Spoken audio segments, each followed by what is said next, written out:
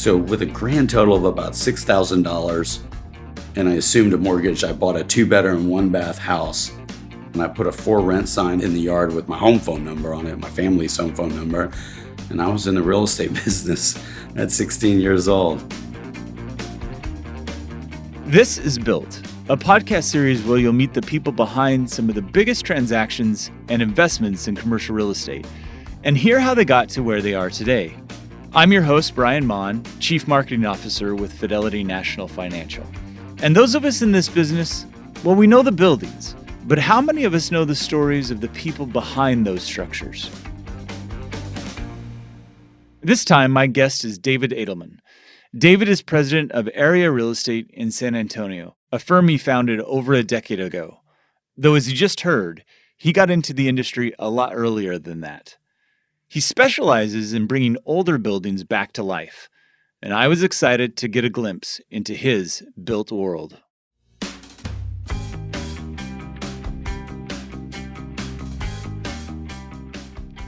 I wanted to start with asking you, you have this, it seems, you have this attraction to historical redevelopment, and that seems to be kind of in your DNA a little bit. And I wondered if maybe you could start there with why or what attracts you to kind of that historical redevelopment activity? I guess growing up in San Antonio is a part of the story. So San Antonio is a 300-year-old city.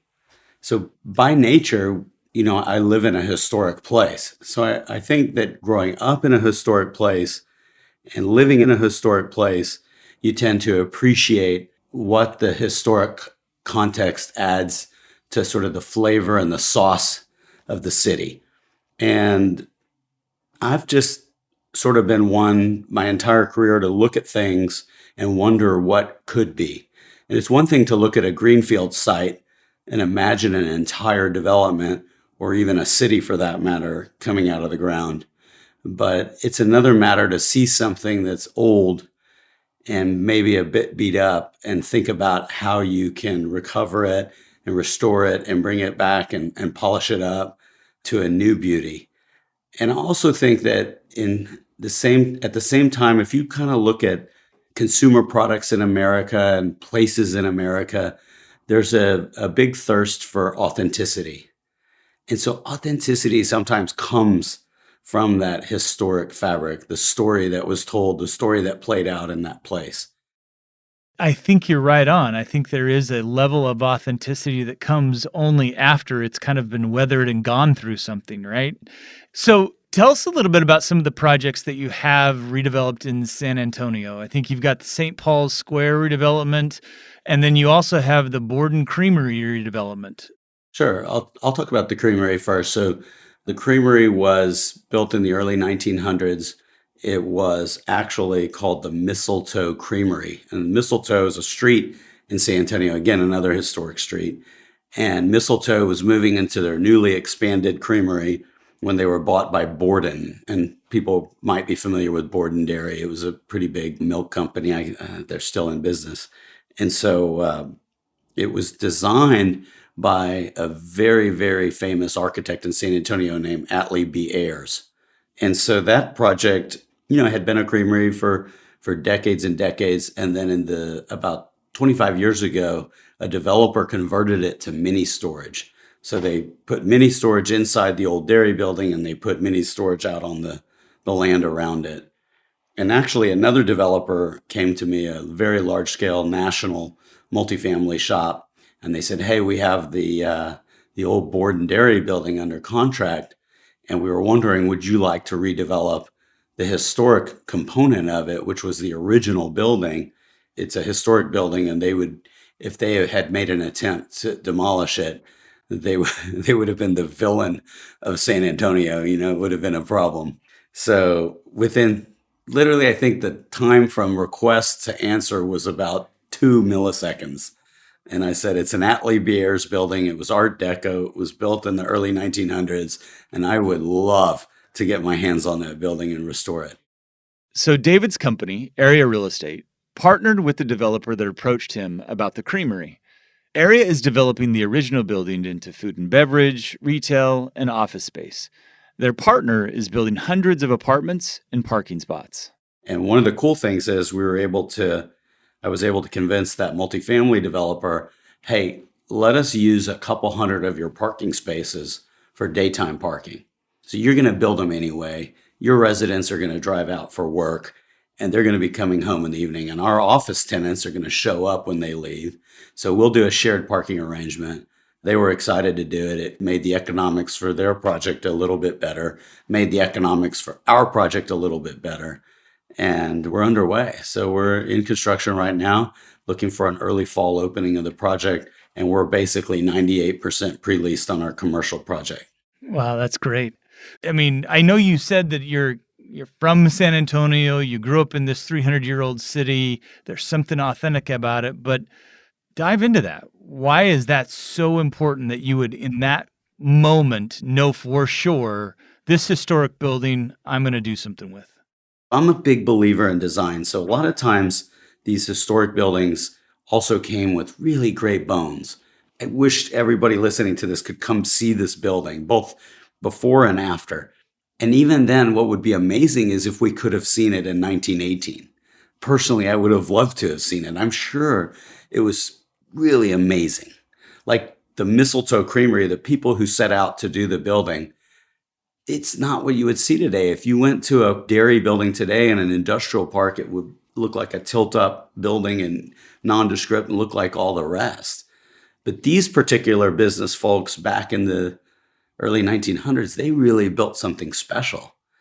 And it's beautiful. And so I never would have thought the building would have hit the market just because it was in a very hot location with a very successful mini storage owned by an institutional owner that owned 400 mini storages across the US.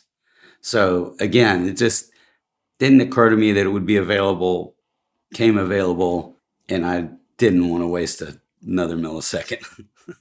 So if you look back at maybe the milliseconds that happened after you said yes, right? And you started to dig into the creamery project, what are some of the challenges that this project or other historical redevelopment projects, what do they give you? What do you face when you try to do what you do? That's a loaded question. Everybody who remodels their own home, for instance, knows the story. You're over budget and late. It takes longer, costs more. And so I think that once you decide you're willing to go for it, I think a little bit of experience matters. So if you've been down this road before, those challenges are a little bit less, the traditional challenges. So I would say for starters, we have the technology today to know everything about a building. Anybody who tells you about unforeseens just doesn't know the tools and technology that is available to go check out a building. They can look behind walls. You can look underground with X-ray. I mean, there's a lot of due diligence that's possible today that probably wasn't possible 30 years ago, perhaps. So I'd say that you've got to do your due diligence. I always like to tell people, and this applies to our new developments as it applies to our renovations. I went to a school for race car driving. Porsche of North America runs this driving school in Birmingham, Alabama. And one thing they teach you is slow in, fast out. So race car drivers that hit a turn too fast, they'll lose time around the track. And I have used that analogy 1,000 times in real estate. Slow in, fast out. So if you take your time in kind of your pre-construction and your design phase of your project, particularly when you're dealing with older properties and historic buildings, you'll have a better time during construction. And when you look at that building, you mentioned the creamery had good bones, and I know that you've done many, many projects other than the creamery, but is that one of the most important considerations that you look at is kind of the good bones side of it? Is it good bones? I'm always about good bones. I can drive down every residential street and it's kind of the curse of the developer, but you can look at a house and go, yeah, I could fix that, or nope, not possible. Same street, I think good bones are essential. I think great location, the classic real estate, Yes, of course, it's got to be in a great location. But if it's urban and it's reasonably accessible these days, location is a little bit easier to overcome than it used to be. All right, so take us back now, and tell us about your first investment. How did you get involved in commercial real estate? What was the catalyst that started your career? So I'm kind of one of those rare people, it seems, and having raised two daughters now and through college, who kind of knew early on what I wanted to do. So when I was in high school, one of my buddies and I, we mowed a lot of lawns and, if somebody would pay us, we would do it. So if it was painting, if it was, demoing out a screen porch, whatever, we would do it if you'd pay us. And my dad was a solo practitioner attorney, a small scale local practice, but he bought rent houses and he never had many. He had five or six at any one time. And so, as you can imagine, I was the lawnmower and painter that he leaned upon a lot to do these small scale improvements and cleanups. And so one day when I was 16, I said to my dad, "Hey, Dad, can I buy a rent house?" And he said, "I don't see why not. Call Ruben. He's the realtor that I use, and he finds me a house every so often. Give him a holler."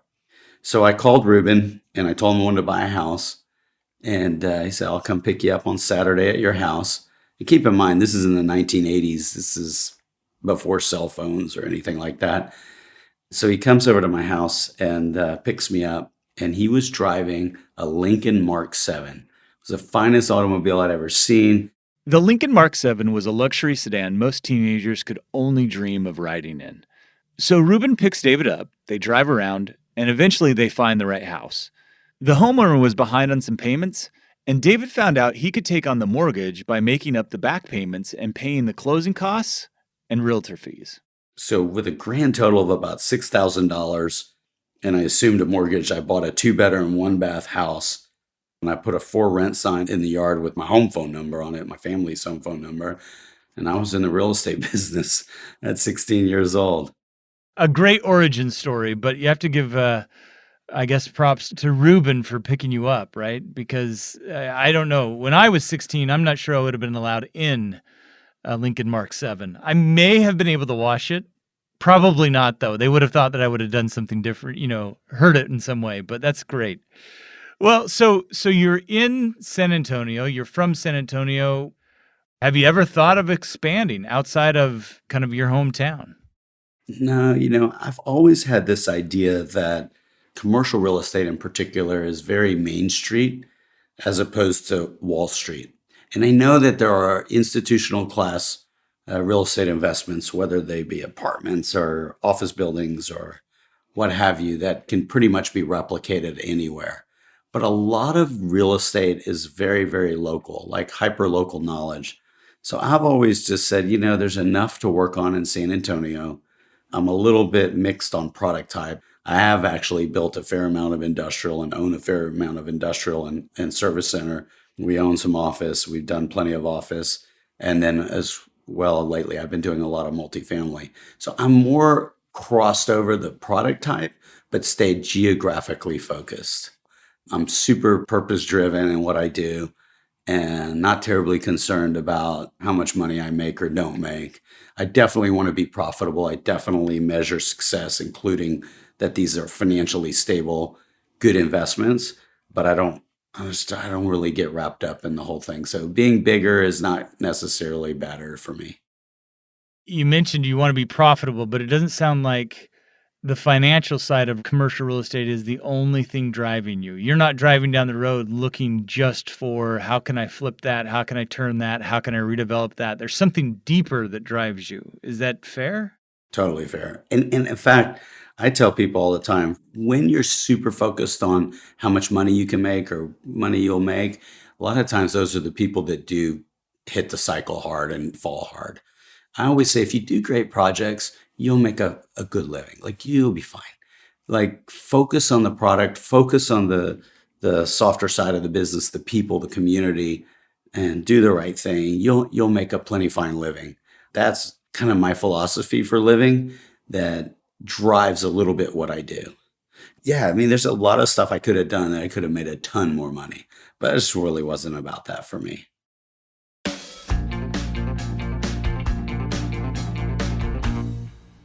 When you do a project and it's about the building and it's about whatever you want to do, whether it's brand new construction or redevelopment, have you seen that commercial real estate impacts the greater or the larger area than just your building? And what's that look like for you? Or is that satisfying for you? For sure. I'm not a super religious person, but I've been born and raised as a Jew in America. And one of the sort of super strong focuses in our faith is the idea called tikkun olam, and it means repair the world. It's like, and so I tell people all the time, a different way of saying it is just leave the world a little better than you found it. So we as real estate developers, we can do a lot of harm. It's very possible for us to do that. Or we can do a lot of good, or we can kind of straddle the middle somewhere in there. I always say, just try to leave the world a little better than you found it. So I've done a couple projects, one in particular that really set off a chain reaction to really cleaning up a neighborhood that had been sort of in disrepair and was sort of post-war industrial neighborhood, but it was infill. It was in the right path of growth, so to speak, regrowth back into the city. But it really was an early project. Actually, a couple of projects were really early, really took a risk, really went, swam uphill or whatever they call that. And now the neighborhood is flourishing and other people are making money in the neighborhood, both developers, small businesses, people living in the neighborhood. And it gives me personally great satisfaction. Like that's that double bottom line. It's nice when the unintended consequences are good consequences. Yeah. Couple of things that I've heard. I really like slow in, fast out, right? Great advice for anybody, but great advice for commercial real estate development. And, if you're buying property, probably something to think about. I love making the world a little bit better than you found it, right? Or leaving it a little better than you found it. So, any advice you would give? You're a successful commercial real estate entrepreneur. What does it take to be that today, in your opinion? I tell everybody, if you're John Smith, you're John Smith Incorporated. Doesn't matter if you work for USA Real Estate Company or Transwestern or pick a company, CBRE, whatever. Invest in your own personal education. Spend your own money because oftentimes your company's not going to pay for it. Spend your own money to go and learn firsthand. Best if you can do a workshop, because I think sometimes you could buy some books, but I don't know how much you get out of books. But when you're with people, other humans interacting in a workshop, go to a conference, sit through the lectures, take notes, learn a little something, really invest in yourself. I think that people often just sit back on their laurels and don't really invest in themselves if their company's not doing it for them. But I think people are not just employees, they're their own corporation. So that's my number one advice that I give to young folks all the time. The second thing is it's all about kind of crawling before you walk, walk before you jog before you sprint. And life is a marathon. It is not a sprint. Your career is a marathon. So invest in yourself, take your time, be a bit patient in that way. And you might have to go through some times where you get a little weathered, you get a little beat up, but that builds authenticity, kind of like back to the beginning where we started from. Interesting. San Antonio, you love the city. What's the future of it? What's great about it? What's going to be great about it in 5 years? So that's the great challenge. So what's so great about it is a very large, small town. Literally, if you walk down the street here, people look you in the eye, people say hello. Oh, are you lost? Can I help you? Like, it's an incredibly friendly place. It's quite livable. We don't have deep traffic congestion. It's a very comfortable place to live. Still fairly affordable. I don't know, some people might argue that a little bit, but we're certainly no Austin and we're no California and we're no New York. So quite affordable, but I always say it's very livable. And the last thing I would say is that it's a city where you can contribute. If you come here, If you have a great idea, you can get a meeting with the mayor in 20 minutes. It's not a problem. Like, you can contribute here. And I always feel like if I were to move to, say, the big city of Dallas, I'm not sure I'd be as relevant. I'm not sure I'd be able to contribute as much. So, great place to come and make a difference and have a nice quality of life. David, thank you so much for spending some time with us. I love the passion that you have, and it's contagious. I want to come visit. It's been a while. I'd love to give you a tour. I mean, I'm super excited about our city and a lot of stuff, good stuff happening here.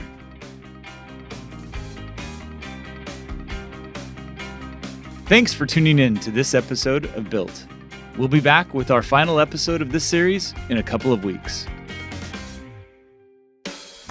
Built is a co-production of Fidelity National Financial and PRX Productions. From F&F, our project is run by Annie Bartelis.